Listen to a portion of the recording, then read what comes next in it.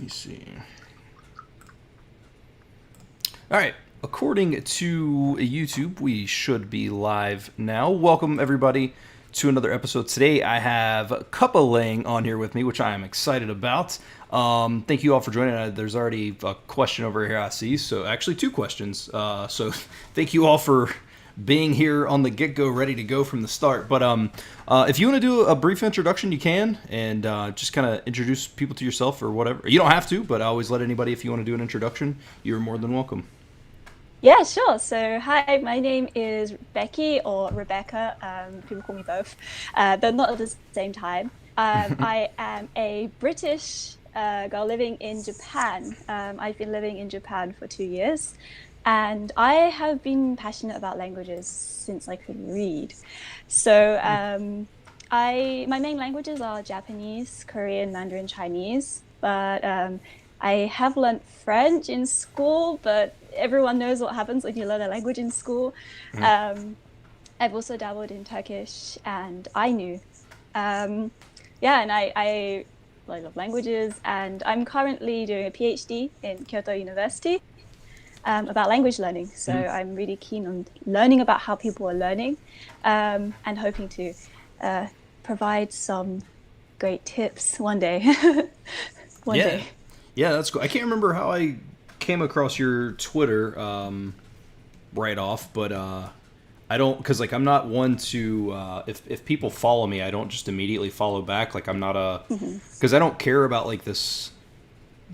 Like I don't follow people just so I gain follower. You know what I mean? Like there's that whole thing in Twitter. But I remember seeing a couple of things that you had tweeted. I'm sure somebody had retweeted it or something, you know. And I remember being like, I like this, you know, this feed. So. And you said, and the reason I say that on Twitter is because I'm going to just open up with that Twitter question I told you prior to, and I do want to discuss other things, but I'm a very sporadic human being. Like it's just in my nature. So we're going to start with like a Twitter question, and then maybe this, and then we'll get back to the beginning. Like I'm very all over the place. I try not to be. But that's the kind of chaos that I live for. So that's fine. That's who I am. So. Ross Woodhouse says, basically he'd love for you to elaborate on these thoughts, and that is, it says, I'm beginning to realize the importance of good quality slow work rather than dishing out half-baked nonsense that I'll be embarrassed about later. Yeah, so that was a reflection that just came to me yesterday. And the reason this came to me was, well, at the moment, I'm applying for a grant for my PhD research, and the deadline has been extended, so I haven't submitted it. It should have been submitted yesterday, but because of the coronavirus situation, I haven't submitted it. But it came to me finally, and I'm quite glad it came at this stage, is that when you're creating something, whether it be a video for YouTube or whether you're writing a paper for submission, or you're drawing, or you're writing a story, it's never going to be done in the same period of time that you started. So it's never just going to be like, okay, it's done, it's the final product. Right. And as a perfectionist, it really hurts me every time I get some feedback, which is, no one is really cruel or harsh in the feedback, but every time I get it, I'm like, oh, it's never ending. And yesterday, I just thought, well, actually, that is how art is. It's never going to be done straight away. And even maybe science as well. I'm not a STEM person, but I think, you know, you have to refine. You have to make it better each time. And then eventually it will get to the final product. And I think that's really important. And in language learning as well, the whole kind of like fluent in 3 months thing. I mean, yeah, you could learn quickly, and you can kind of in the Japanese community, we call this gaijin smash. So you go into somewhere and you just kind of like talk at them, and then you get where you want to be. But Right. It can be useful sometimes, or sometimes it's a little bit obnoxious. But I think that, you know, it's something good quality things take time, and the sooner people realize that, myself included, the sooner you can enjoy the process. And it's not something bad. Yeah, and that's why I wanted to share with people, because I feel like all our journeys in language learning are different. Sure. So some people learn quickly and some people don't. And, you know, things happen along the way, but, you know, good quality takes time. Yeah. as with learning. So yeah, I wanted that message to get out there so that people are feeling the same way as me. Because I'm very real. I show my insecurities, I show my deficiencies and my problems, and I try to work my way around them, and I try to share that as well because we're all human. Yeah. No, Yeah. I think that makes sense, and especially in the idea of language learning. If you look at the people who are proficient speakers, if we're going on the like the hard work versus the quick stuff, right? Like for so long, and I know that I had briefly touched, and you said that you didn't really follow mass immersion, but that's how you learned was through immersion, which you started learning Japanese before like MIA was like Matt had even formed a thing, but like it used to catch so much heat, and I think it's because people didn't want to wait 2, 3, 4, 5 years to be efficient and like good efficient. But now I think people are starting to kind of come around to that, what you had just tweeted, and that is that it's slow, but you're getting like you're getting to a good quality place. And it's not necessarily in a way that you will forget it. Like it's actually building that. And I think I'm hoping that language is going through a phase where people realize that the idea of I'm going to be fluent in 3 months or 2 months or 1 month or a week is hopefully that's kind of fading out, and exactly stuff like you're talking about here. People realize that you just put the work in, and it's going to be a long process, but you're going to be a much more proficient, speaker. That's what I related to, because I literally look at everything and relate it to languages, which I know that was is a language based thing, but in terms of that, like putting in the good quality work, and it's going to get there. Yeah, I completely agree. And when I started learning Japanese, old Japanese all the time was a thing, and I did have people who I spoke to at the time talking about it. I never really followed it, but I do agree with the kind of foundation idea, which is to use native content or almost native content for graded readers and things. But yeah, fine wine isn't made overnight. I don't drink wine, but it's something anything I can think of right now. But it does, it takes time, and I think the sooner we can get used to our own imperfections and our own problems, then the sooner we can start to enjoy the process. And it also makes it easier when you're actually enjoying the process as well. Yeah, that's what I always try to I get comments all the time, like, and I even made a video recently of how I stopped being lazy in language learning. But that's exactly it, is like, because I used to just, I mentioned in a message to you, I was doing applications, right? And it was just like, the dog is drinking water, the horse drinks beer, your bear is in the that kind of stuff. But when do you use that? And it's terrible. And now, and so it was easy for me to do one lesson and be like, I'm done, I don't care. But now I stopped being lazy by just engaging in stuff that I enjoy. Like what a weird concept. If you watch what you enjoy, you can stick with it. That's a weird concept, I guess, but it sounds weird, but it's so true. I mean, yeah. The way, for example, when you're learning maths in school, people hate maths, but I actually really enjoyed it. I like the process of finding the answer eventually.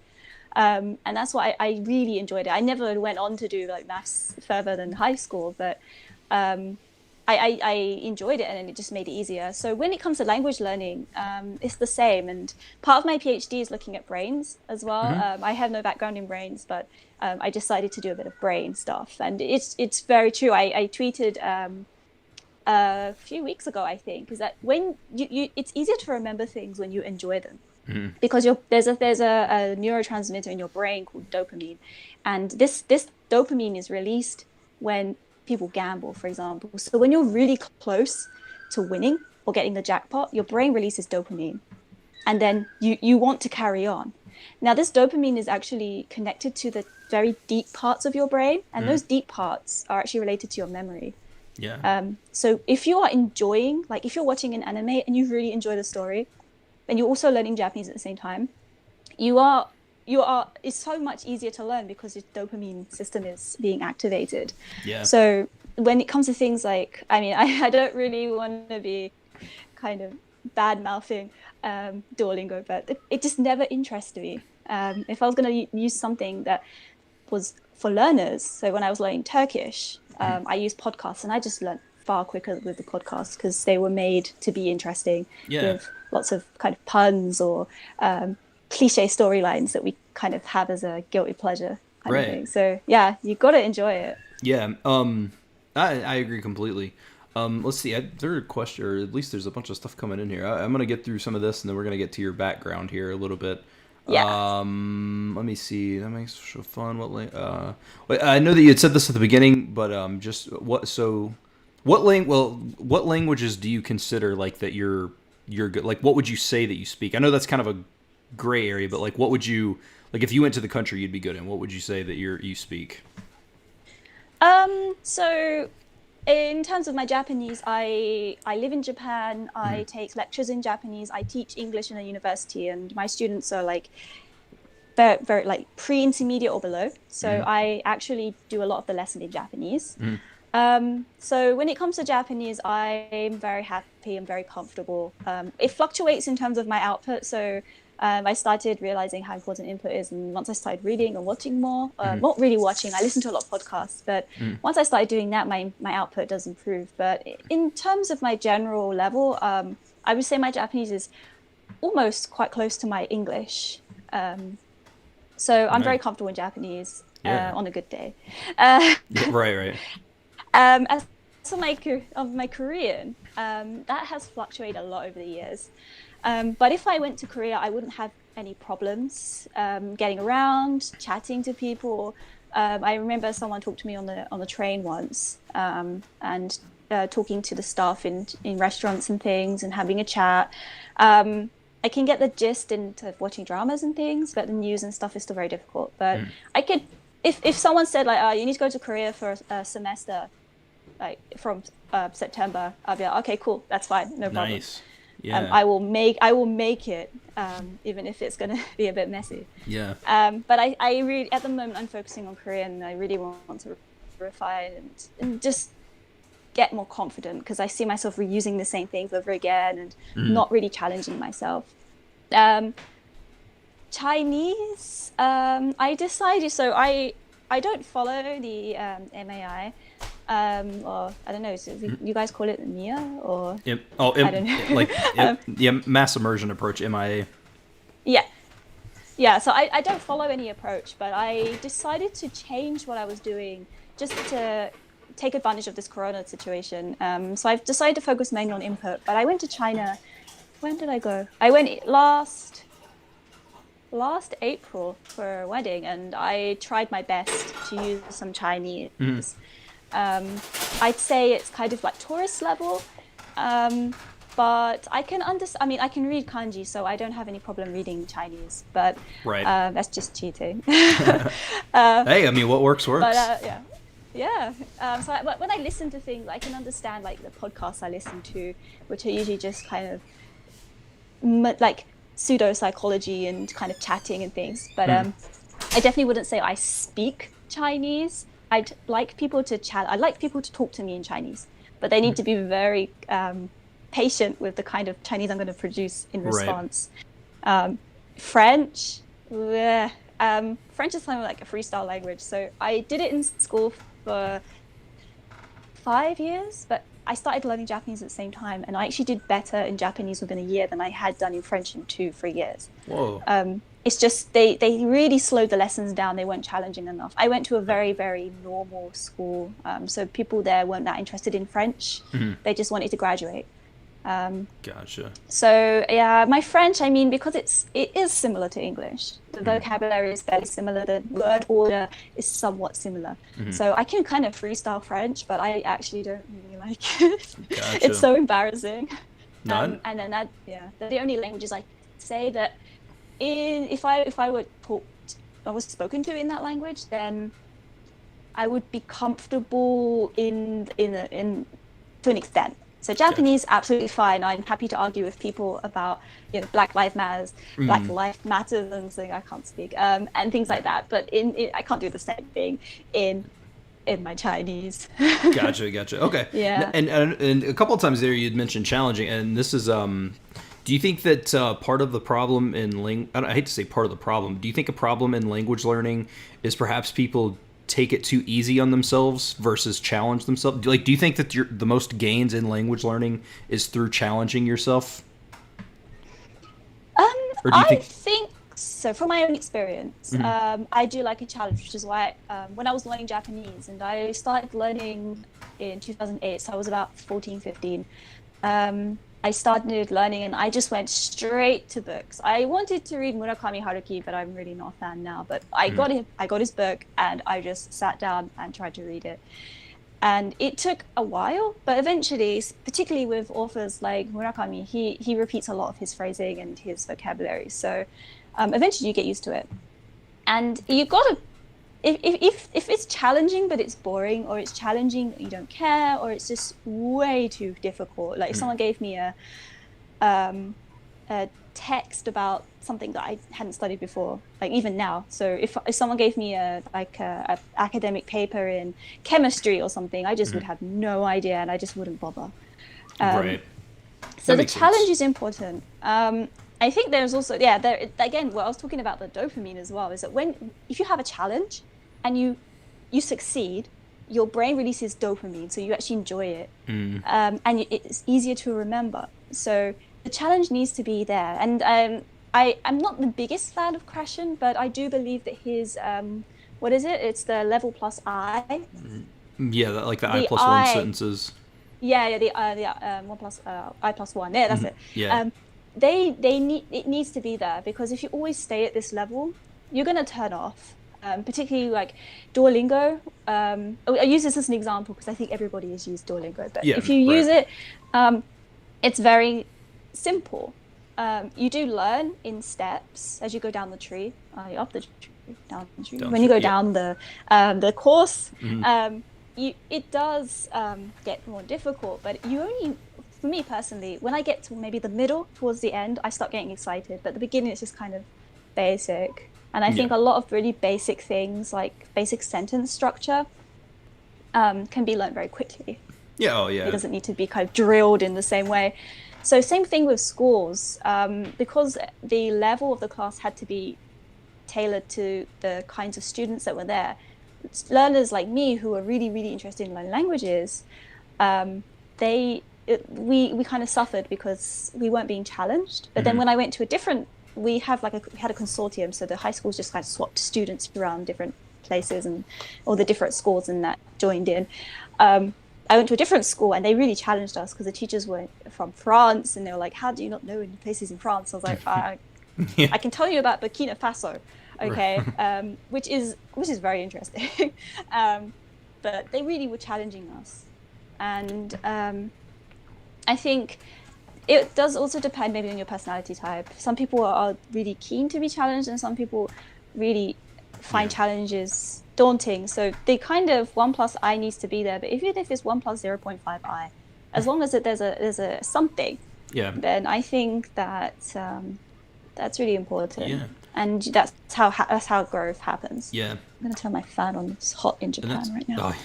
And that's actually a good point, because even if you know all the words, sometimes if you know all the words, but the grammar pattern is different, it can mean so. I mean, even if that's still technically a new sentence to you, even though you know all the words, just because of the way things are grammatically, grammatically put. Like I was watching a video. I watch some Japanese ammo with Misa or whatever, the channel, and she talks about a bunch of stuff. Yeah. And so, like, there was a sentence she was talking about how you shouldn't use, or not that you shouldn't, but natively you wouldn't say doko, asking where. And she was saying that the way that most native people will say is, like, if you're going to the train station, you would say, like, eki wa ikitain desu ga? Like, it was an I can't remember how iku was conjugated exactly. I think it was ikitai, because I want, but ikitain desu ga. Yeah, that's it. And so I know all of those words, but I had no clue about that grammar structure. And now, so that was like you said, like almost like an I plus 0.05. I knew it all, but it was a new grammar construction. So, absolutely. And that's Now, the best way to learn grammar as well. I mean, oh I yeah. think I talked about grammar textbooks, and I have them, and I have them in other forms, which I won't go into on this live stream. But I have them in many ways. I have them in many forms, but I don't use them a lot. I use them when I see something. So I was watching a Korean drama, and they had this construction is yamarlo, and I had read it in a grammar book before, but it never really kind of processed. Yeah. But then I saw it, and I saw it maybe 2 or 3 times in the same episode, or maybe a few episodes, and then I looked it up, and now I know how to use Yamago, or I know what it means. Yeah, I think. Yeah. I think with especially with immersion-based learning, I think that's kind of the thing. I think that what people felt, and this is what I felt literally for 10 years. You can learn all you want, but like some of that stuff really doesn't solidify until you hear it in a natural situation. Like there's been a ton of words that I've seen, like for example, tsugi for next. Mm-hmm. Like I've seen and heard it like a bunch in flashcards and stuff. And then I was watching a video and it popped up and I recognized the symbol and I was like tsugi, like, and it didn't click. And then finally, like I was like, next, yes, like next video, like so it took seeing it to really solidify it. Mm-hmm. And then you never forget it. Yeah. And then I try to do that with my students as well. I make it so I make it just so memorable, not memorable.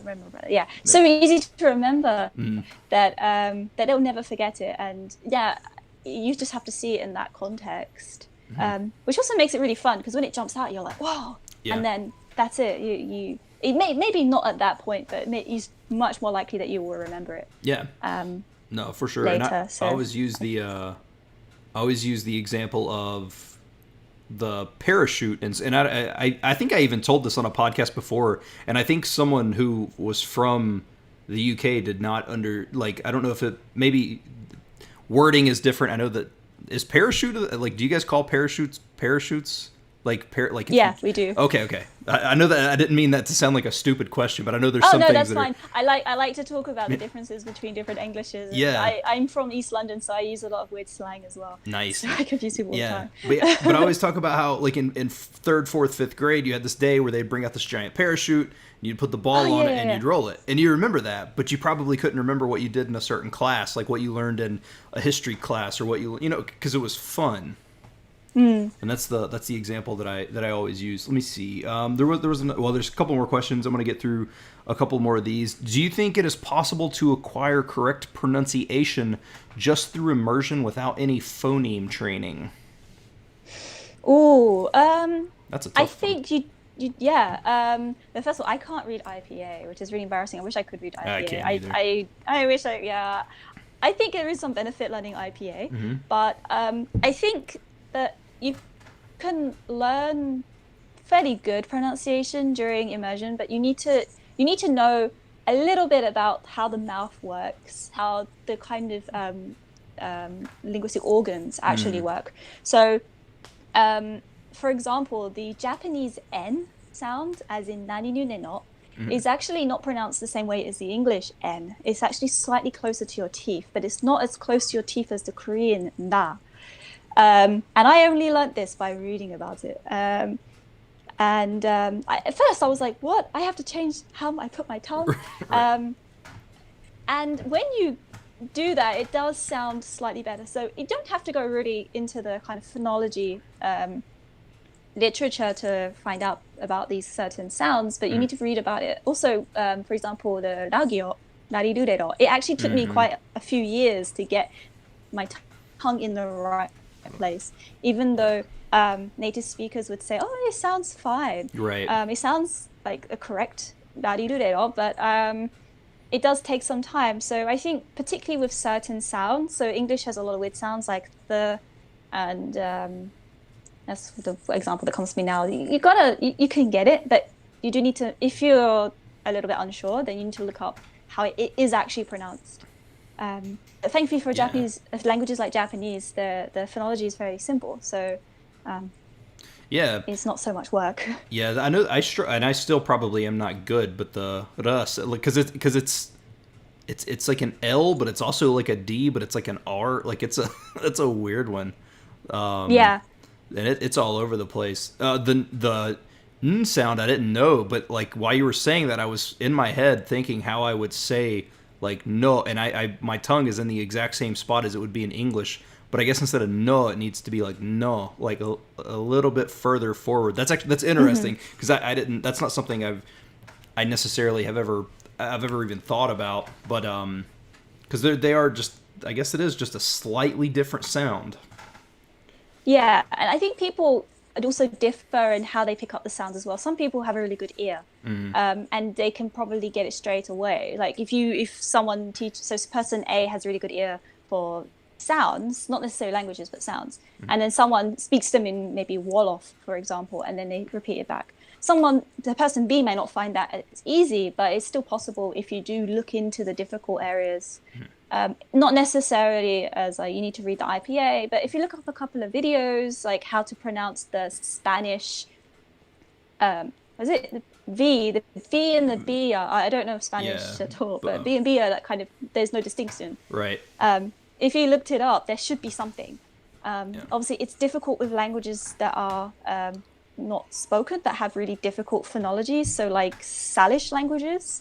Or Salish, I'm not sure. I've only read it. I've only seen it written. But the languages like that are really difficult phonetic systems, and you might need to go track down some native speakers or authoritative figures in the language. Yeah, I definitely. It's something. I think that's always the struggle for everybody is some.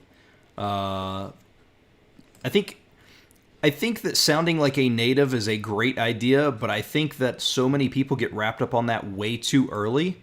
And I know that, like, even, when I had the conversation with Matt versus Japan, he had talked about the pros of learning kind of this pitch accent and stuff early.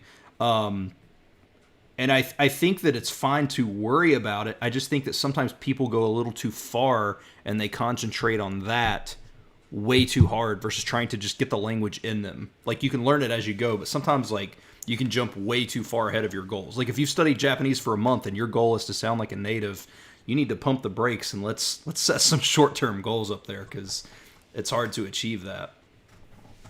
Yeah, I think people who want to sound like a native speaker, I don't think there's anything wrong with that. I'm one of these people who want to make sure my accent is as close as possible.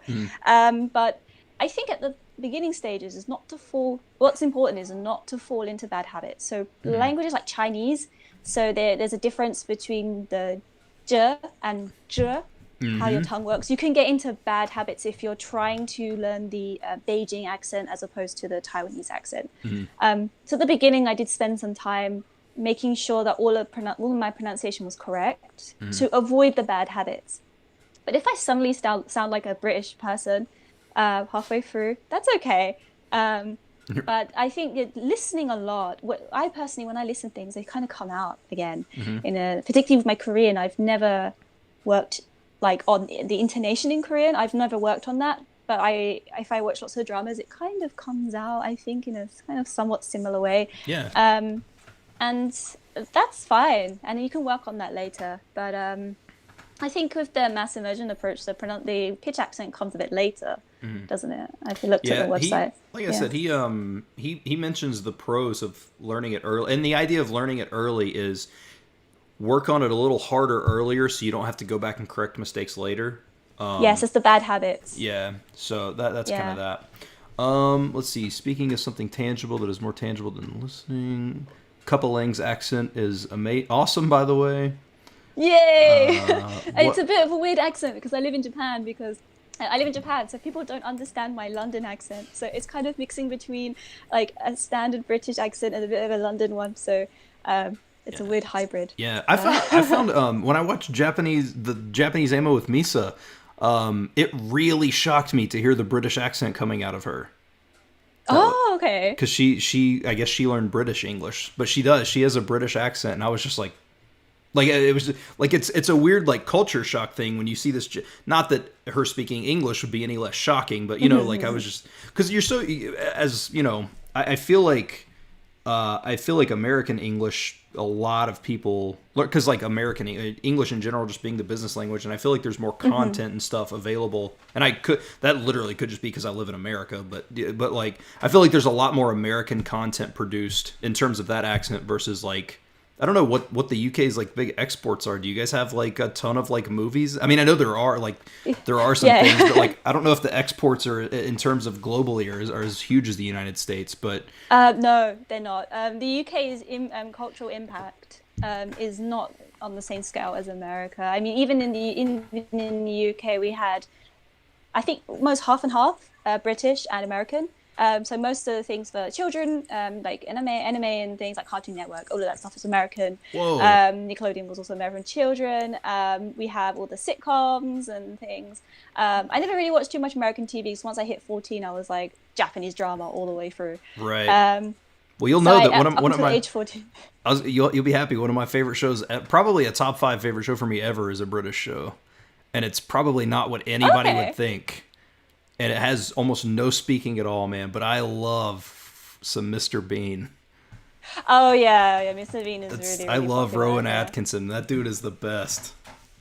Yeah, But, yeah. Just also, I really miss British humor sometimes. But yeah, in terms of the global English, it is American. So, and when I teach at university, I always say to them like, this person is speaking in an Australian accent, or I'm speaking in a British accent.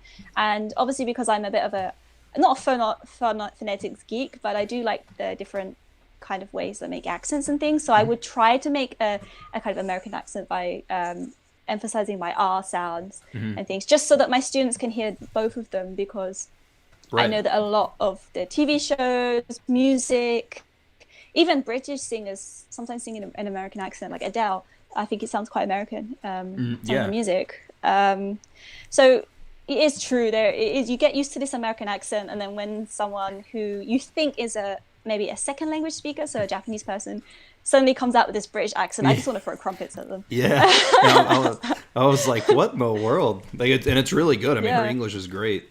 Let me see. What It's are slightly more difficult, I think. the British accent? To try to get as much content in British English. I learn Kansai Japanese, so my pitch accent is nothing like Tokyo pitch accent. I've never studied. I had a pitch accent dictionary, but I soon went to Kansai, and it's all over the place. So it's a little bit more difficult. Maybe she's just like a massive. Maybe she's just like a massive like Monty Python fan or something, and she, just on maybe. repeat.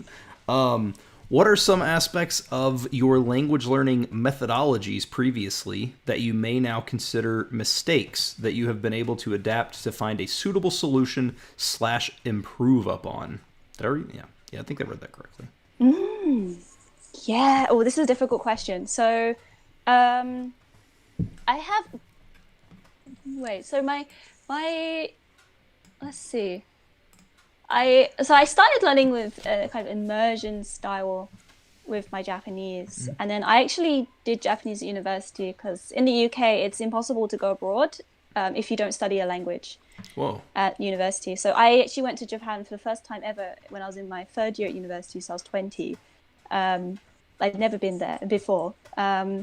So I learned in uni, and that got me into a bad habit of learning with textbooks and doing lots of grammar and learning lots of readings for kanji, even though it started from 0. So the first 2 years of the course itself was not as helpful in terms of Japanese language content.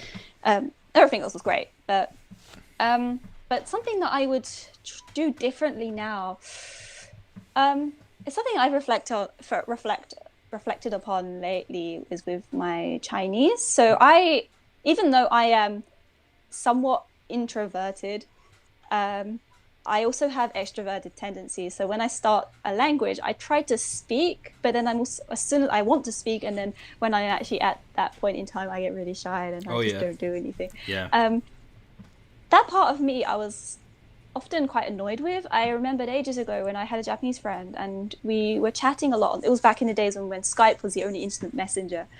And we would chat on Skype all the time. And then one day we were going to talk in Japanese, and I was so scared. I completely froze. I didn't say anything for the whole call, and I found that really demotivating.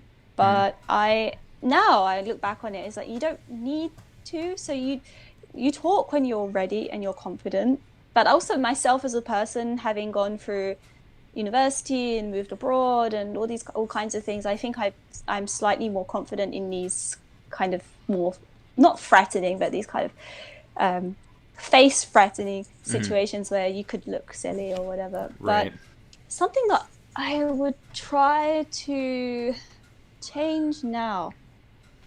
I think I'll have to think about that. I know there might be some other questions coming in, but yeah. We can come back to that, because that is kind of a pretty deep question to just try to spur the moment. It's very deep. I like deep questions. Yeah. I'm gonna think about it. I like to reflect. Let's see. Jonathan, this isn't a question. He just said Mandarin Corner podcast is awesome. Okay. Here we go. This is I like this question, because this is actually something I heard Matt from Matt vs. Japan talk about recently. Do you remember what Japanese sounded like before you were able to understand it? Does the language sound less musical the more fluent you become? Because originally, and just like I don't remember how muffled it was. Like, I think sometimes I can't, and I don't understand a lot, but I can parse the sounds now. And it is hard for me to try to imagine not being able to pick out the kare wa, like all these different, like I can pick out the words. I don't know what they mean, but I can still pick the words out. But like, originally when I started listening to Japanese like music and stuff, the sounds of their voices were part of the music to me. And now, from where I hear the words, it's not like it does kind of make it. But yeah, do you remember kind of that feeling? I guess the only way to really understand it would be if you listen to something else that you don't know. But it's hard to think about what it sounded like before you could parse the sounds. Yeah, it has been quite a while. I don't think I would describe Japanese for me as musical. I know some people really like it, but its phonology was not something that drew me to it. I actually found the actual phrasing and the style of the language itself very beautiful. I think what the sound of it, maybe these unaspirated consonants like ta and ta. What else is there? I don't know. But the consonants were really kind of quite obvious, I think. But I remember it just sounding like a stream of sounds. And I do remember one experience when I was learning Japanese and I couldn't understand a thing. And I was listening to some horror stories, some like Halloween ghost stories on Japanese Pod 101. And I just listened to the advanced audio because I believe then and I still believe now is if you just keep listening, eventually at some point you will learn, you will understand it. And I just could not. It was just a stream of sound. And I think that, because Japanese, the way the language is structured, it does sound like it just never ends sometimes. Yeah, it absolutely does. Yeah. Yeah, it can be tough. I listen to a lot of, like, I usually will just have even Japanese just on in the background, just going into my ear just for additional listening practice. And I've had a bunch of people who are like, that doesn't make any sense, it's a waste of time. And I'm like, but it's not, because like I get the idea, right? You need the comprehensible input thing. The idea of the listening isn't because I'm trying to understand. Because there's the time you weren't listening and the time that was just on in the background. I mean, sometimes you tune in, and I have that with Chinese, so I don't understand a lot in Chinese, but sometimes my brain will just tune in and I'll pick up a word, and that's a small win for me. Yeah. And no, I agree. It's better than just silence sometimes, but silence is also very good too. Yeah. No, I agree. Because that's you're exactly right. The idea of, if I'm at work and I'm listening to Japanese and I have just half a second of kind of I'm concentrating, and that additional 20 seconds, 30 seconds, if it's a couple times throughout a day, you multiply that by a year, that might be an additional 5, 6, 7, 10, 12, 15 hours listening in a year that you've got. So, any good resources for focusing on the Taiwanese accent? Do you know anything? Oh, so I don't actually learn the Taiwanese accent. I learn the Beijing accent in somewhat irony, because I'm not pro-China government, but I kind of like the harsh Beijing accent in a really strange way. So for Taiwanese, so as someone who's learning the Kansai accent in Japanese, what I would do if I were learning the Taiwanese accent is to listen to a lot of Taiwanese speakers. Um, there are the obviously in Taiwan, YouTube isn't banned, so there are a lot of Taiwanese YouTubers, so you can get the kind of flow. Um, there are books. I mean, in Japan, because Japanese people love Taiwan, you can actually buy books for Taiwanese Mandarin in Japan. There might be Taiwanese Mandarin books elsewhere, but I know Easy Languages have a Mandarin series, and they have done some in Taiwan. And I think I think if you look it up, you'll find either on YouTube, so there'll be YouTubers who are comparing like the mainland Chinese and the Taiwanese Chinese, and how the words are different. I know that shout out to Lindy. Lindy does learn the Taiwanese accent, and there is also Luke, who is learning Taiwanese accent as well. Yes, so those two guys will definitely know more about the Taiwanese accent. I might change one day because I haven't been to Taiwan. I was due to go in March, but I ended up cancelling. I didn't have to cancel, but I was thinking if I got stuck there, that would be disaster. So if I go to Taiwan and I love it, then I might end up learning Mandarin from Taiwan. It can happen. And I think, I don't know, the only difference is that I know right off, I mean, I know that the Taiwan still uses traditional characters versus simplified. But I wonder, and again, I don't have much experience with Chinese. I know a very few handful of phrases, but I know that.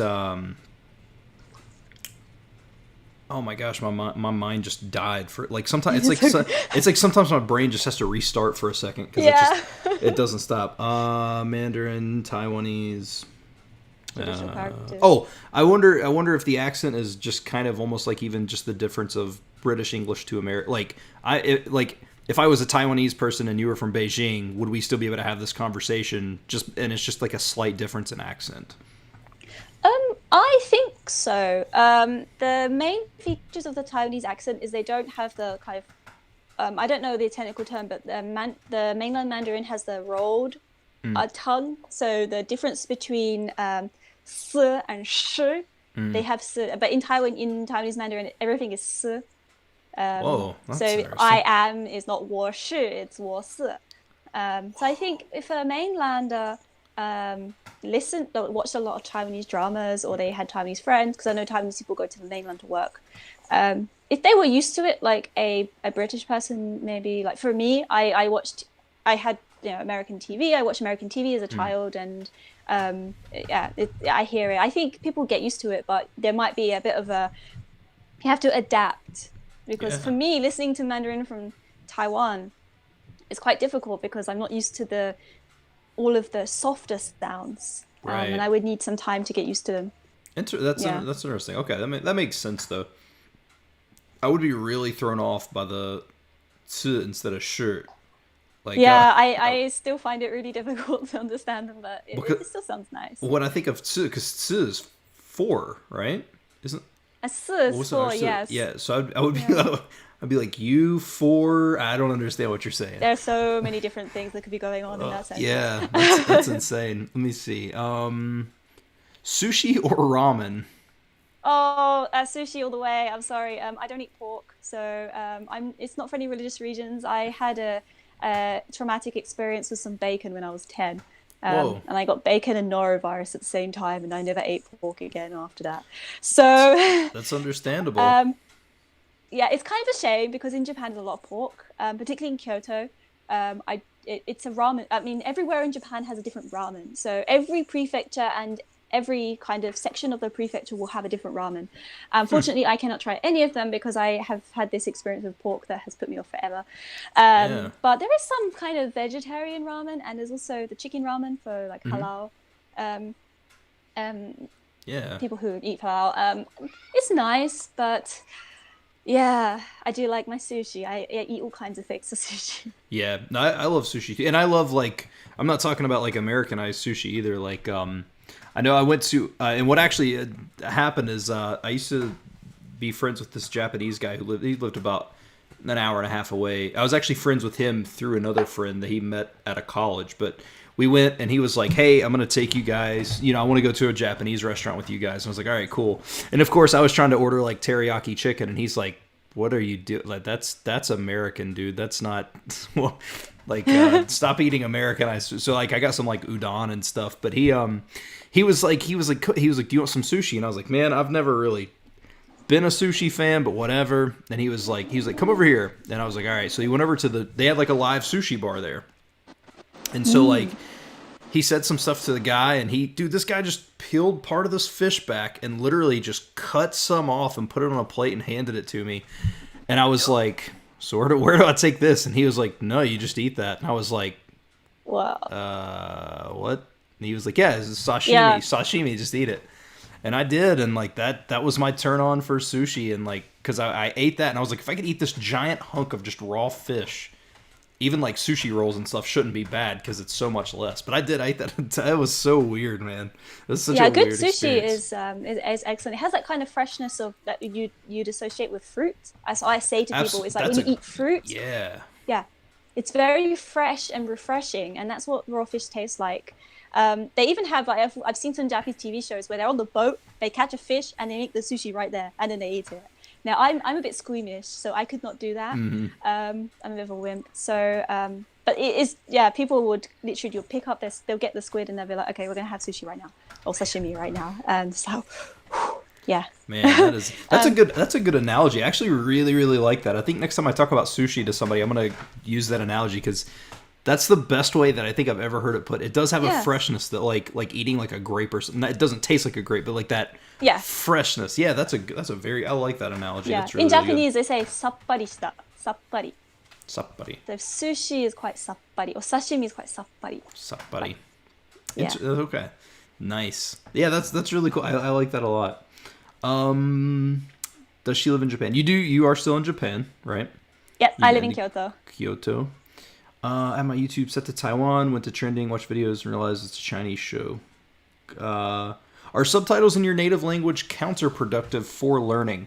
Now, I'm going to just assume that this is probably talking about if the subtitles are in your native language, because I think if you're watching a TV show with subtitles and the TV show and the subtitles are in your target language, that's just practice all the way around.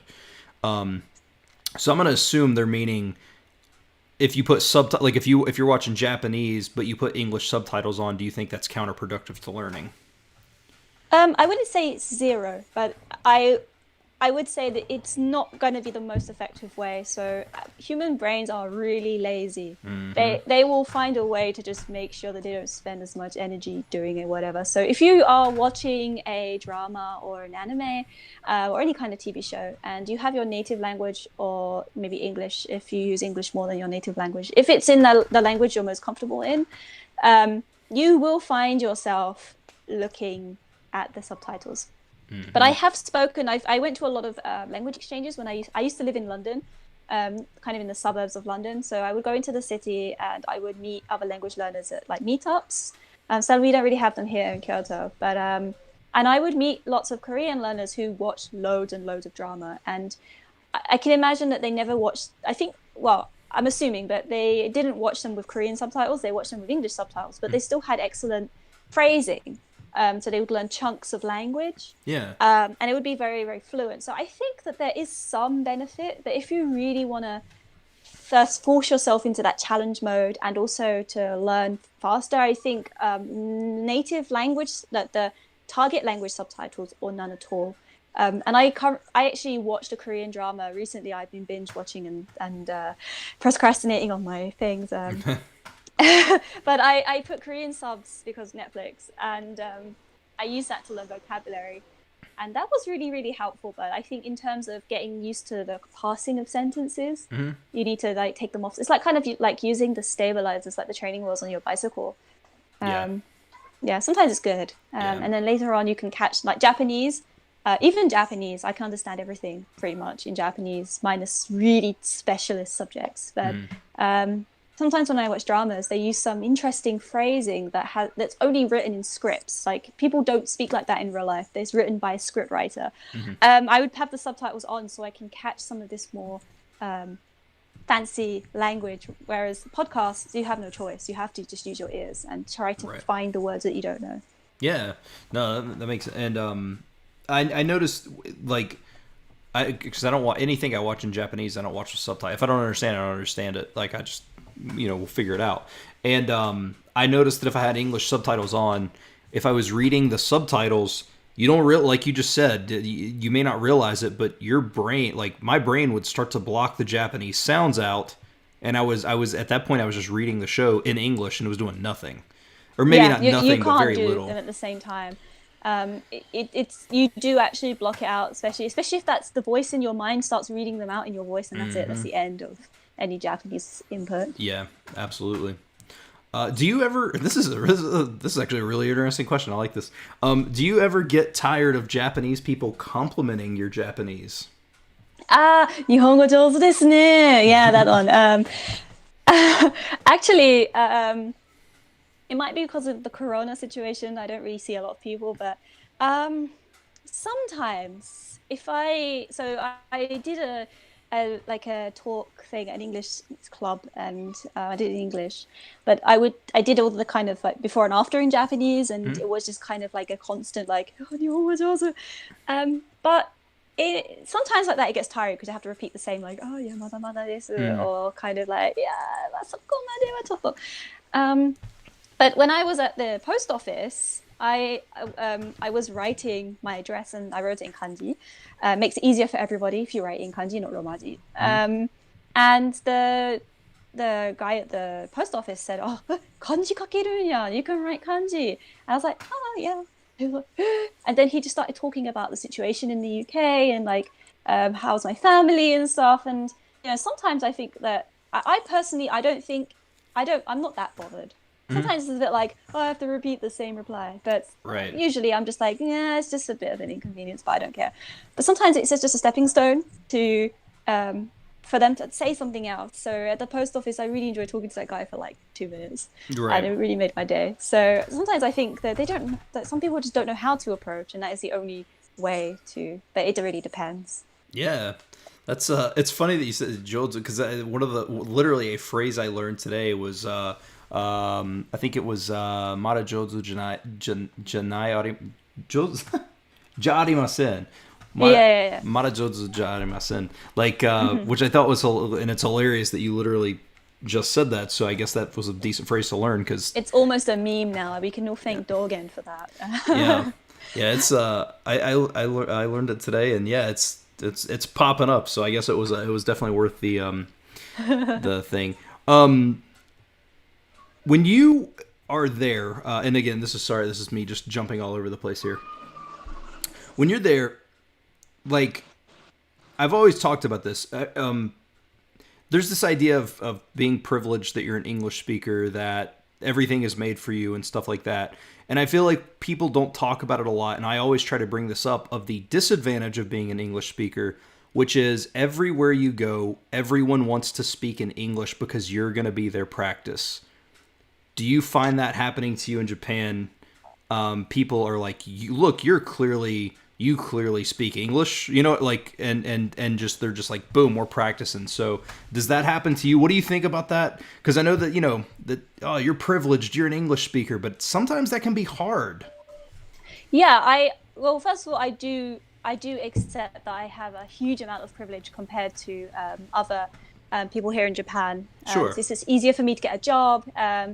But there are some downsides to it. And I think for language learners, it is a bit tough sometimes. And we do need to find ways to get around it. So I've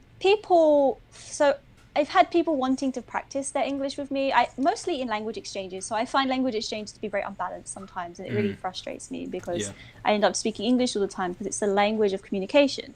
So getting people to just be patient with my Mandarin sometimes is really annoying. And they don't always comply. But when I've had an experience when I went to a it was like a get together for grad students, and as soon as I said I was from the UK, they were all just like, oh yes. So I got loads of like, oh, can you add me online? And it was all in Japanese for the whole way through. But as soon as I gave them my line, because I wanted to meet more grad students at the uni, I got, can you teach me English? Can you teach me English? I'm like, look, I charge, okay? I teach at a university, I charge. So Yeah. I sometimes find it a little bit frustrating. And when you go abroad, you'll end up using English. Even now, I actually don't use as much Japanese as I thought I would be using, because the language of academia is English. My supervisor doesn't speak Japanese. He's from New Zealand. But he does my area. He's in my area, so I went with him, and he's quite awesome. So, and there are a lot of foreign students around me. Sometimes just like, no, you just have to be patient. But what I've done is I'm actually a quarter Turkish, so I just say to people, I'm Turkish. I don't speak English. Nice. Yeah.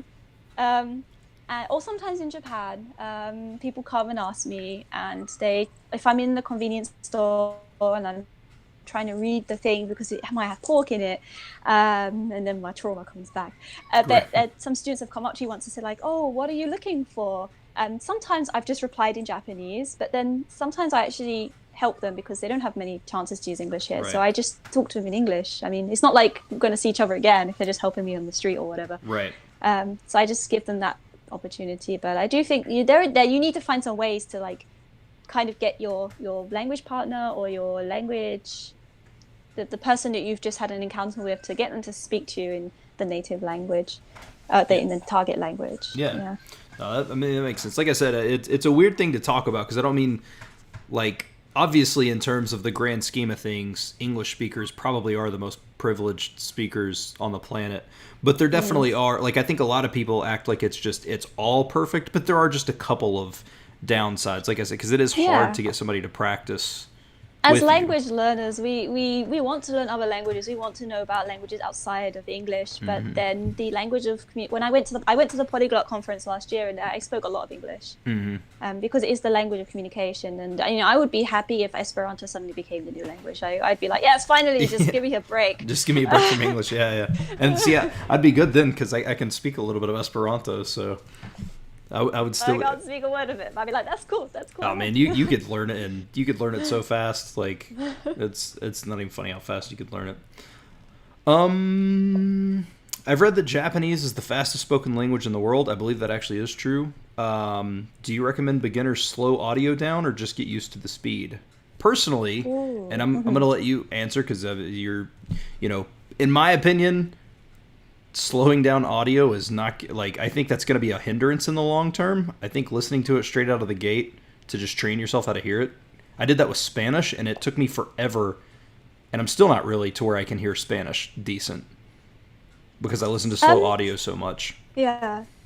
I think, I'm not sure, is it really the fastest language in the world? I thought Spanish speakers were much faster. Spanish is 2, I believe.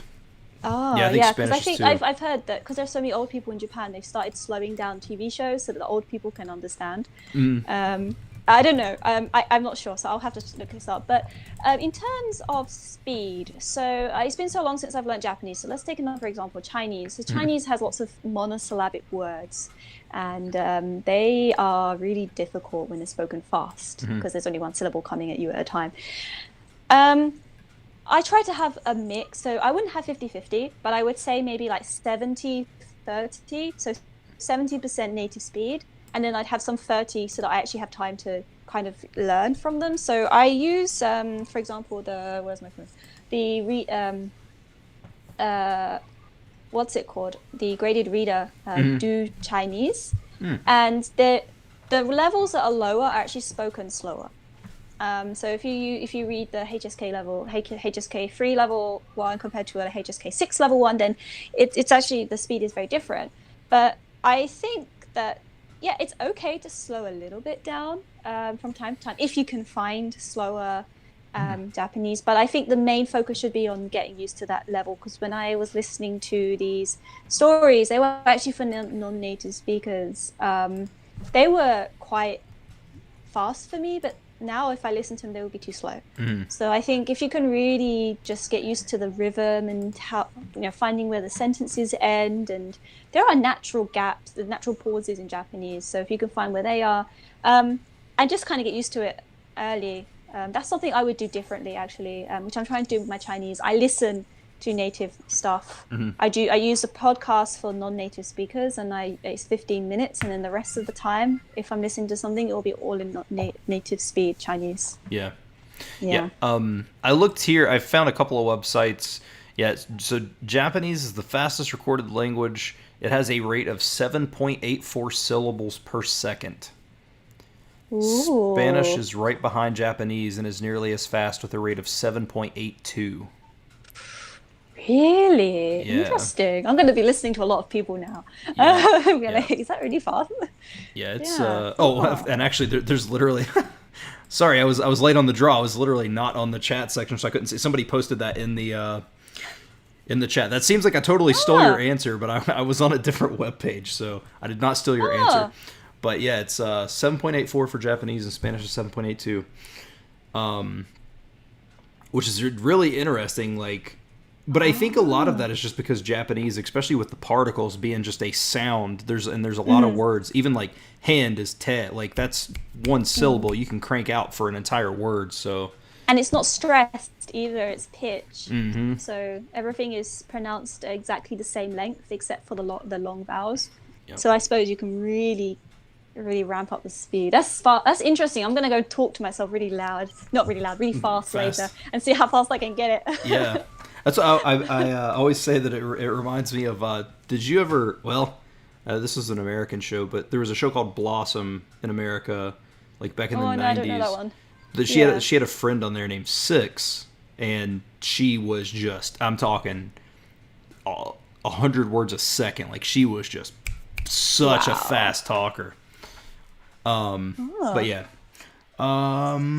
How different are the accents from each city? Osaka, Kyoto, Tokyo, etc.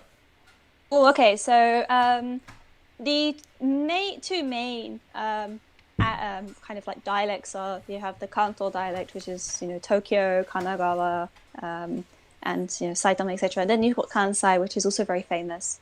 You also have Kyushu, so Hakata Ben, which is spoken in Fukuoka, is also another top one.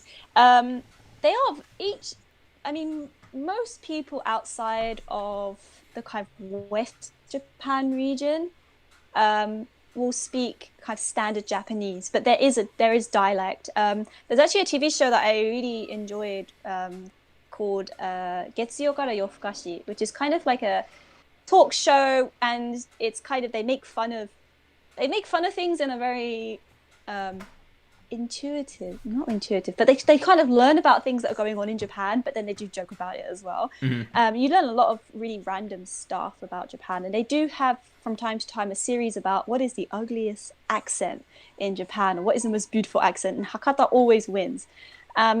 So in terms of the differences in dialects, you've got the Tohoku, which they apparently sound really cute. You can't really understand what they're saying, and you have the Tokyo, and then Kansai. And then kind of West Japan, but each one is different. They are all different in terms of their grammar and their vocabulary, and you can get some apps, and there are some websites that will show you the different words and grammar. To compare, because I don't really know much about the other dialects, but in Kansai, the intonation is very different. So it's more where people say that Tokyo is kind of flat and robotic. That's what the Kansai people say. They are really like, there is this kind of conflict between them. So the Kansai people hate Tokyo people people hate Kansai people. It's kind of, not in a serious way, but they kind of joke around. Right. Yeah. So the Kansai people say that the Tokyo people speak like robotic, and Kansai has this kind of like up and down. So it does sound a lot more bouncy, and the grammar as well. So if you say I won't drink, so nomanai. I think that sounds Kansai, but nomanai. If you say I won't drink, nomu, nomanai. In Kansai, we would say nomahen. Whoa. Nomahen. yeah, so they have different grammar, That would throw me off and yeah, tremendously. you have to learn a little bit. If you're going, if for example, if someone was going to study abroad in Japan, but they were going to Kansai, you'd have to just read up a little bit on the differences in the accents and the difference of the words, particularly. Yeah. So there's a little bit of grammar, but between the cities as well. So between Osaka, Kyoto, Kobe, which is in Hyogo, Nara, Wakayama. Wakayama is sometimes included in the Kinki area or Kansai area. And Shiga, of course. We'll forget about Shiga. Sorry, Shiga. But yeah, they all sound slightly different. And the types of words they use are slightly different. But well, so the general opinion, the general kind of impression you get is Kobe sounds a little bit high class. It's chic, and people like it. They often say things like, so we go back to nomu and nonderu. It's like I'm drinking now. They say nondoru, and nondeiru becomes nondeoru, nondoru. Is quite common around the Hyogo area. Hyogo is very big, so kind of like the differences. And then in Osaka, the South Osaka accent is quite. People say it's very dirty. They get the kind of like, it's people. They would say like, oh, women shouldn't speak like that. It's that kind of accent that people would say things like that. Gotcha. Yeah. Kyoto, because a lot of people are not actually brought up in Kyoto now, and the city is changing quite a lot. People coming to Kyoto to work, or they come from Osaka. Right. Which has I think a larger population. It does have a slight different intonation, but the stereotype of Kyoto people is obviously the maiko. So if people would say like, you know, come welcome to Kyoto, instead of like Kyoto yokoso, it's Kyoto o hoshiyasu. So they have these stereotypes that come from their kind of the environment. But they are slightly different, and you would have to be quite used to the normal Kansai accent in the first place to notice the difference. But yeah, there are some videos. It's very difficult to get these Japanese TV shows online because the copyright is very, very strict in Japan. So they usually get deleted very quickly. Right. But there are sometimes some videos comparing the different accents, and it's quite fun to listen to them. Yeah. It's funny to me that Japan has such strict copyright laws just because China doesn't at all. Like, yeah. Because in China, like, I mean, people will buy, you can buy, like, for example, a PlayStation controller that is literally the exact same thing. They just scratch Sony's name off of it, and it's good to go. No copyright. Oh, yeah. Like, they're just all like, these, whatever. like, fake things. Korea does that as well. It's so hilarious. But, I mean, but Japan, it's very, very strict. You probably heard the stereotypes of the NHK, which is like the British BBC kind of central telecommunications, whatever. They always come to the door demanding that you pay the television, the TV license, and they're like, we don't have a TV. It's like, you're watching it on your phone. I'm like, no, I'm not. Yeah. So there's that thing in Japan. It's very difficult. That's interesting. Yeah, that's That's weird. Yeah, I know. I tried to start reading a little bit of like the NHK Easy News. But like, I finally sat down one day, like, and I was like, what? Like, I don't read the news in English. Like, like outside of just the idea of practice, like, this is not stuff that I'm going to be interested in. And it's not that I'm not interested in like worldly events. Like, I like to know what's going on, but like, in terms of like, if I'm trying to create this great habit and this great, consistency and have fun and all this stuff, reading the news is not what. So like, I would try to read NHK Easy News, and it is. I mean, I get it. I get the philosophy behind it, but I was like, this is kind of making me sad. So because of just understanding it, I'm like, this is actually kind of working against me right now. Yeah, no, don't do anything you don't enjoy. And if you don't do it in your native language, then there's really no reason to do it in your foreign language. I mean, it might be a way to learn about something new. So things that I wouldn't do in English, I could try and do in Japanese. But if you generally don't enjoy it, then there's no point. There's other things you can do. Yeah, and I think I'll probably do some I'll get the NHK, like, I know you can go to the NHK Easy, good Lord, English. I know that you can go to the NHK Easy News site. I don't know why that was so hard. And like search by like category. So I'll probably start just like looking up news articles and specific things that I'm interested in whether it be some sort of sports or like I know the Olympics are in Japan next year. They're supposed to be there this year or whatnot, and or some movies or something like that. So, now before we go, this has been the chat has been amazing today. I want to talk about we're gonna come full circle here. We kind of Benjamin Buttoned this thing. We started at the end and we're working our way back. Language learning, you said that you got into from just about the time when you could start reading, and like you got into it at a very young age, like the idea of different languages and stuff. But what was kind of a clicking point, and what made you stick with stuff? Like just kind of just walk me through a little bit of like your first time when you were doing something and you were like, "This is it. I'm going to learn another language." So there were a lot of different influences. So my grandmother is Turkish, so I always had this I always explain this in Japanese, whereas the English never comes out. But I have always had this kind of consciousness that that there is not just the UK, there are other countries too, and they speak other languages. So from a young age, I had this from my grandmother, and my grandfather was also brought up in India, even though he's white British, because of the British imperialism and the British army in India. He was brought up in India, but then came back to the UK. So he had an Indian accent. It was very interesting for me as a kid to have these different aspects of different cultures in my family. So then my mom was always very into, trying to make sure that I did well in school and stuff. She wasn't like a helicopter parent or anything, but she would say like, "Oh, you should start learning French now. I'll get you a book." So she got me a picture book for children, and I started learning some words and things like that. And the first thing I tried to do was try and decode French. This is the most hilarious thing I think back on it.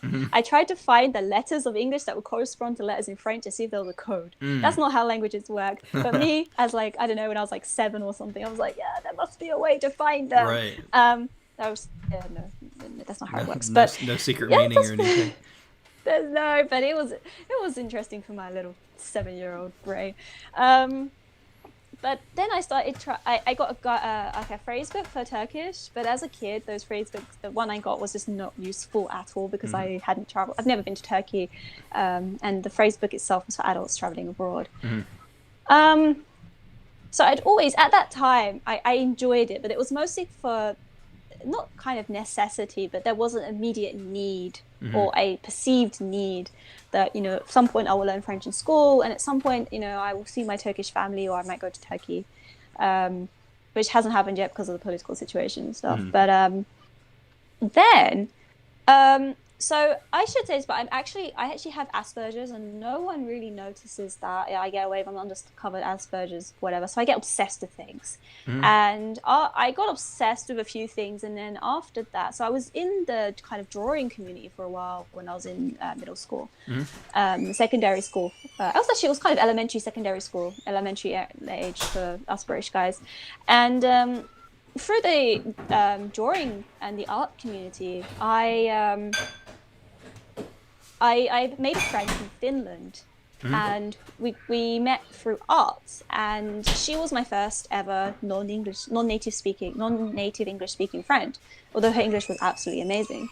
And I started getting very interested in her language, so I actually tried to learn Finnish, and I was about 13 at the time. So I got a book from Teach Yourself Finnish, and I was like, whoa, this is like grammar trip. It was madness, and I was getting to the point where I could pass sentences and things in Finnish, and even though I couldn't really understand.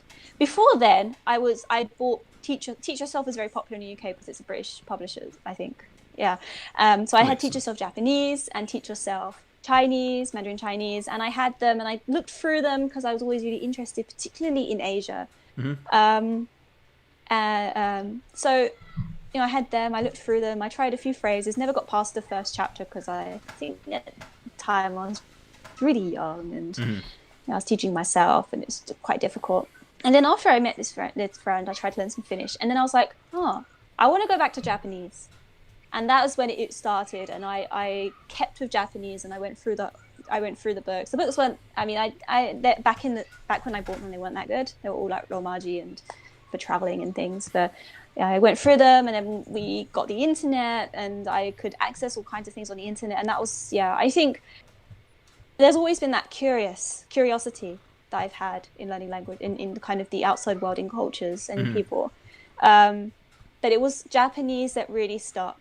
And it's not just Japanese. I do learn other languages as well because I like languages.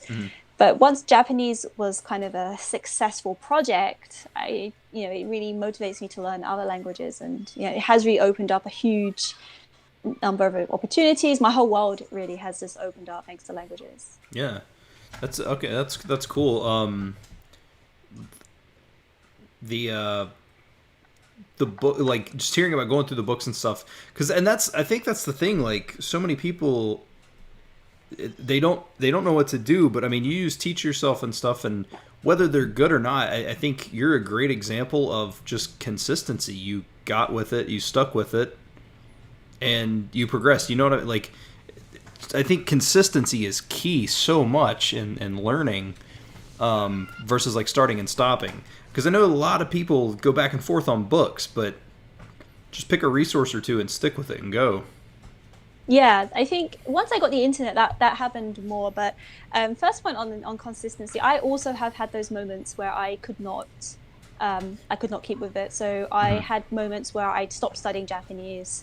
I lost motivation, or in university I was really into Korean, and I had more Korean friends. I really thought that I was going to go to a grad school in Korea. So in the end, I haven't learned Japanese consistently, but I have come back to it because it's kind of like my one true love kind of thing. Yeah. But and also, picking a resource, one you like. So Teach Yourself didn't really work for me, but once I got the internet, there was so much, and I really like the almost not really retro, but it's kind of an old series called Erin ga Chosen, and it's about a foreign high school student moving to Japan, and she got to live her life. And I always wanted to go to a high school in Japan. It never happened. For me, it's just not something that happens. It had happened in the UK back in the early 2000s and stuff. So I was living vicariously through Erin in her life, and I just followed the whole series, and it's all in Japanese, and it's for learners. It's by NHK, and I watched the whole series, and I loved it, and I learned so much from it. And I think that's really important, to find something that really works for you. That's interesting. I'm interested to check that out because I like series like that. Now, I haven't watched the whole series, but there is a series in German where a guy wakes up and he's constantly living the same day over and over until he learns German, and every day. And it's kind of done in a series like that. So and I think that's a really cool idea. So I'm gonna have to check that out, because I really like stuff like that, kind of like the idea of interactive learning, but like learning through story, but you're also like living through this character type of thing. Like, I think that's a really cool... and you get to learn about like obviously real Japanese high school life is very different, but the kind of high school life you see in anime or in the dramas, but it's a learning opportunity as well. And what did they eat at lunch and things. And me, at the time I was like 15 or whatever, I was just like, oh, this is the life I wanted. It never happened, but and it had the kind of learning progression as well, so I like that. And this can go into learning. Did you use any kind of SRS when learning Japanese or Korean?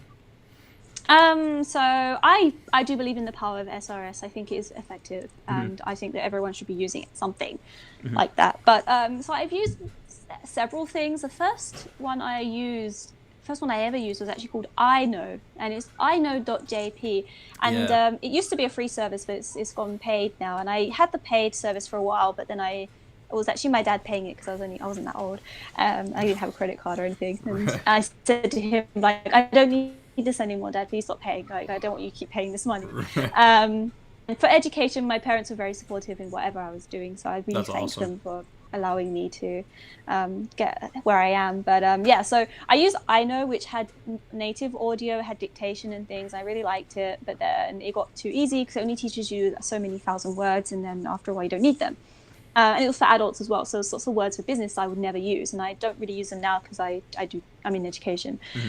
But then I moved on to Memrise. I found Memrise. I've actually met the creators of Memrise when it was when it was a very small company before it was paid. I met the creators of Memrise, Ed Cook. Is it Ed Cook? And Co. before they moved office, and I've actually worked with them for some.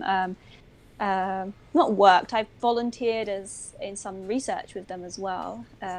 So I do use Memrise, but I really I have used Anki as well. So in Anki, I used it a lot in my university years when I had to make my own cards very quickly. Right. And the thing is, I wish I cared more about coding and things, because I've seen the kind of stuff that the mass immersion guys are doing, and how the flashcards, like the full, like, it's not just the functionality, but it's kind of like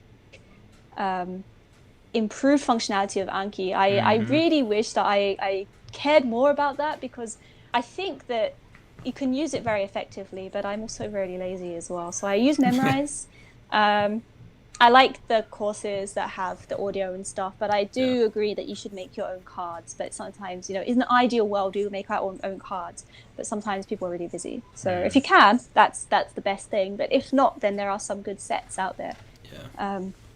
If anyone can tell me how to use Anki better without well, in the most easy way.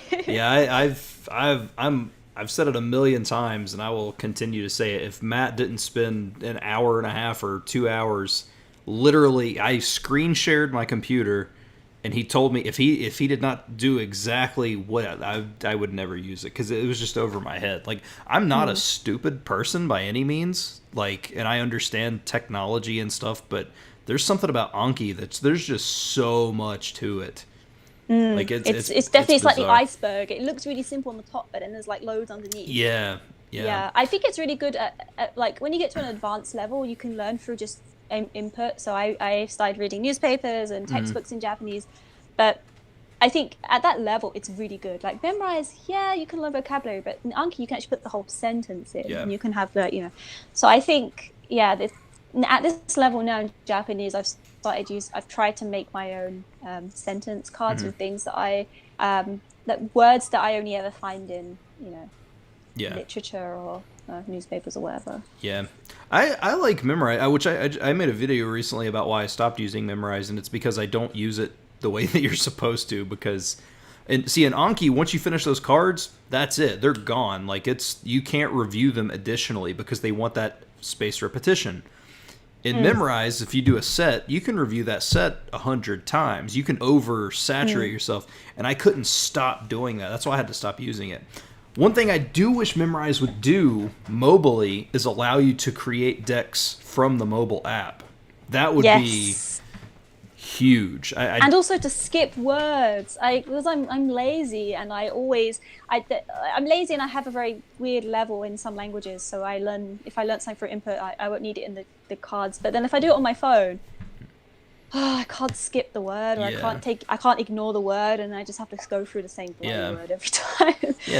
Like I envisioned a situation where if you were learning like Japanese and it was like watashi, kore, oishi, something, and then like let's say you were learning like yubinkyoku or something like okay, maybe I need to hold on to this word.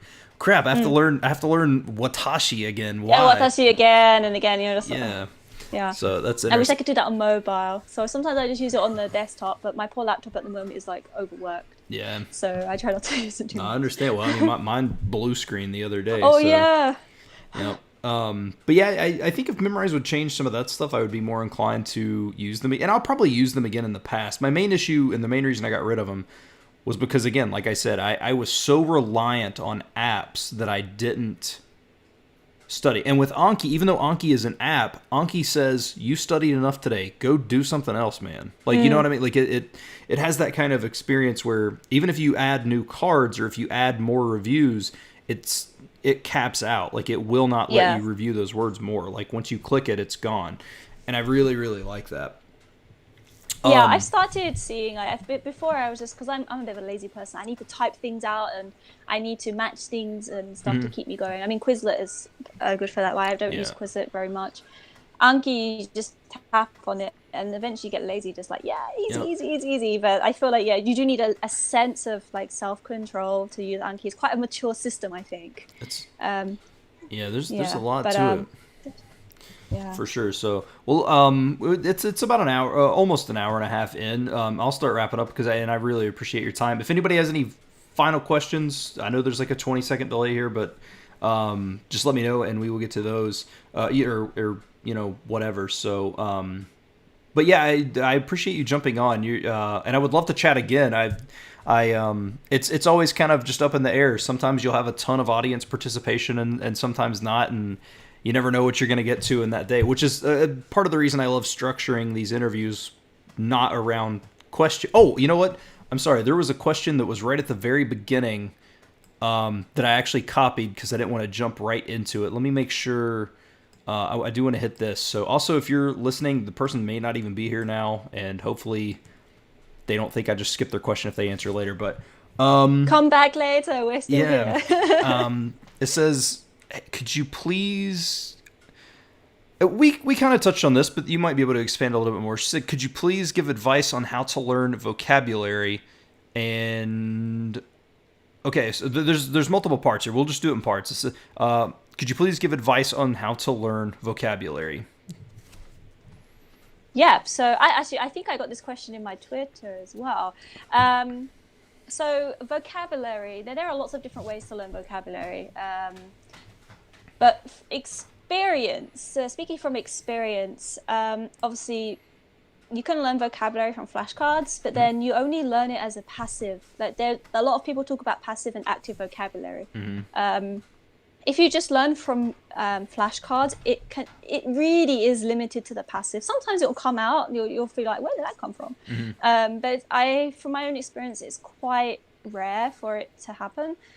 So learning from flashcards, like pre-made decks on maybe Memrise, for example, is helpful, but you need the input.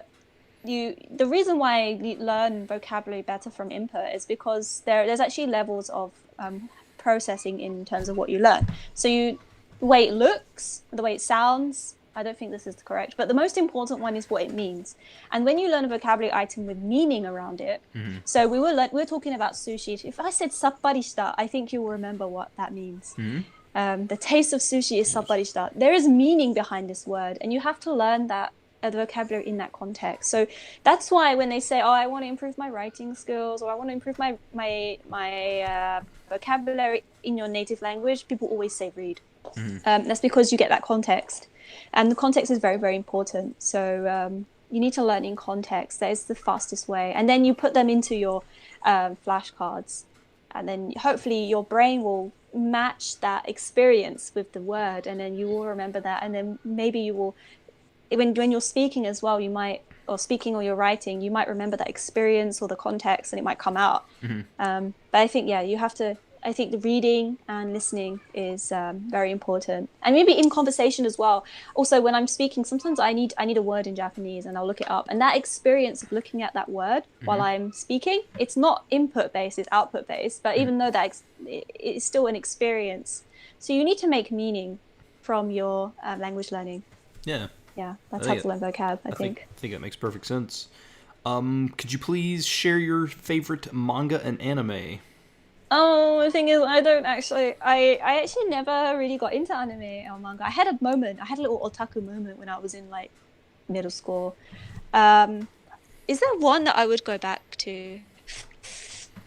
Actually, I don't know. No, you're. Been into I'm the same way. There's definitely some great ones out there. I've watched some and I've enjoyed them. I mean, maybe I think if I say one, I think Erased was really good. Kimi dake ga inai machi yo. I think it was that. Yeah.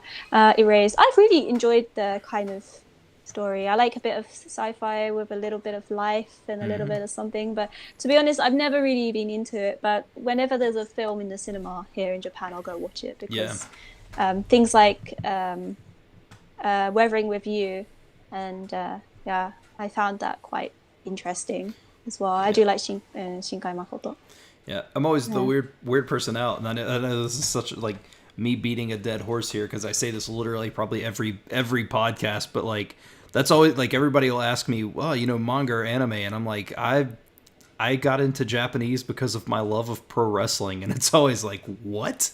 And I'm like, Yeah. no, that's literally what I got into it for. Like, I grew up reading wrestling magazines and reading about guys in Japan, and that's what got me into, like, I tried, when I started studying Japanese, I was like, maybe I should give it a try, because this is part of their culture, and there are some things I've watched, but if you were to ask me, in terms of media, manga and anime would probably be at the bottom of my want to watch list or read list. Yeah. Sometimes I really appreciate it as an art form and also a way to comment on society without actually being too direct. And I really, really do appreciate it. That's why I usually watch the more kind of slice of life things, because there's usually a comment in there.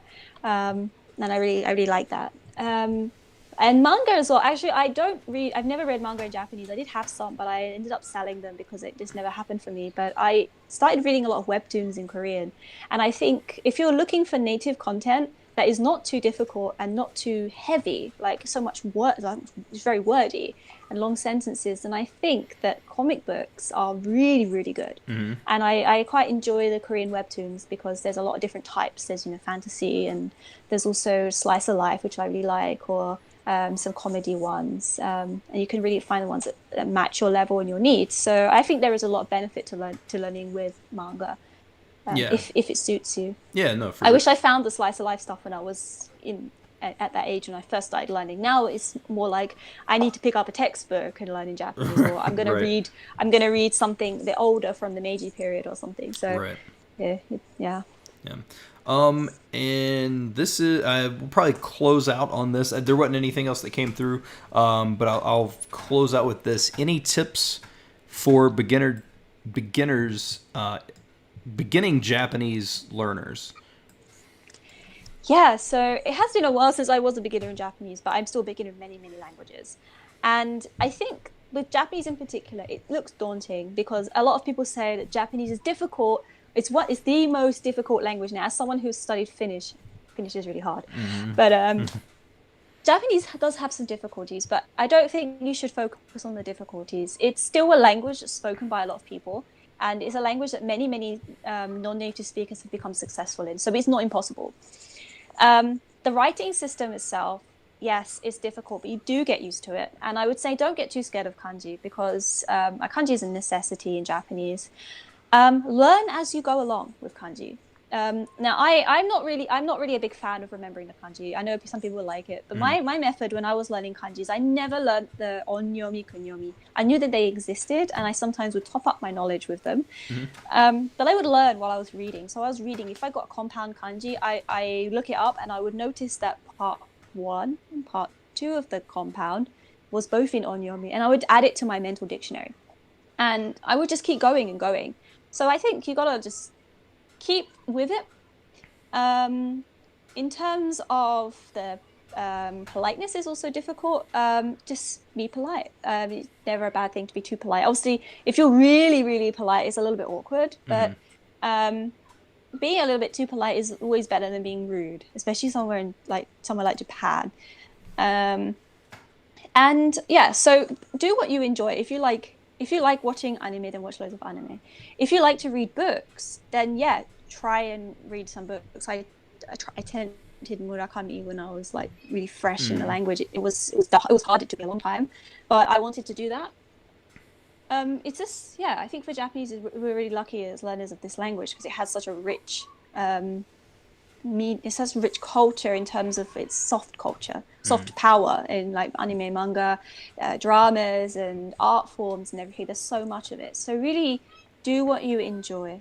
And having Japanese friends who are able to help you is also useful. It's also really helpful in your language learning. But yeah, my biggest tip would just be don't be too scared because it is possible. Yeah. Yeah.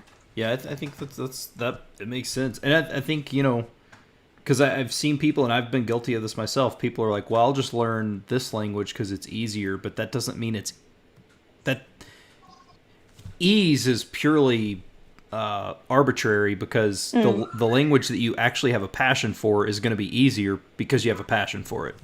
Yeah. I find Japanese far easier than some other language. I mean, for like Arabic, listening to my friends who are learning Arabic, oh my God, it sounds so difficult. And I think that Arab culture is amazing and I want to go there and just eat all the amazing food. Mm-hmm. But I'm not that, compared to Korean culture, for example, I prefer Korean culture. It's something I'm interested in personally. Arabic sounds so difficult to me, in comparison to Japanese or Korean or Chinese. Yeah, I found the writing system in Arabic to be, and like this is going to be purely, it's going to be a ridiculous statement, but I find the writing system in Arabic to be a little harder than kanji, and it's because you have furigana with kanji a lot, not a lot of times, but you do have furigana, but you even have it in the newspaper sometimes. Like some difficult kanji will have it. Yeah. In Arabic, like I know that they don't really write the vowels, like, and it's all just kind of like, so they kind of de-simplify. Yeah, it's and it's the wild. shape of the letter actually changes depending on where it's positioned in the word, which Japanese used to also have different hiragana. It was completely arbitrary what hiragana you could use to write in Japanese, but then they were like, no, we can't do this anymore. We need to standardize it. Which is helpful, but difficulty is subjective. Just do what you like. Yeah. As long as you're not actually hurting anybody in the process, just do what you like. No one's going to tell you to stop doing it. Absolutely. So, well, hey, listen, I appreciate you jumping on. I think this has been a great conversation. I love your Twitter account. I love the stuff that you post. So I'm really happy to, for lack of better terminology, put a face with a character. It's been really good. And I appreciate that. Is there anything that you want to say in closing? Any kind of final thoughts or anything like that? I don't know. If you're interested in my rambles or whatever, you can follow me on Twitter and my which is at CuppaLang. So I like tea a lot. Here's my tea that I've been drinking. It's green tea. I CuppaLang on Twitter, and at some point in the future, I will come back to my YouTube channel when I have a bit more time, which is Kappachabanashi. So chats over tea, Japanese medium with English subtitles, or whatever subtitles people can do. Right, yeah. And if you have any, I have both of those linked in the description below, so definitely go and support. So, but I appreciate you coming on. Thank you so much. It's been a great conversation, and like I said, it's I feel like that's really just about only scratching the surface with all this stuff, because I feel that you have so much information and just ideas on things. So in the future, I could talk forever. Yeah, and it doesn't help with Corona as well. Yeah, just need to talk to people. Yeah, and hopefully, in a little bit we can get on and maybe do another chat. So. Oh, definitely. If people have questions, I know a couple of people asked some questions to me directly as well. I didn't have time to talk about them, but I'd be happy to talk about next time as a kind of a duo, or I might just make my own like rambles. Yeah. But I'm always around, and time zones don't seem to be too unforgiving. Yeah, no, absolutely. So, well, I appreciate that, guys. Thank everybody for watching. Hopefully you enjoyed, and I will see you all in that next video. Bye!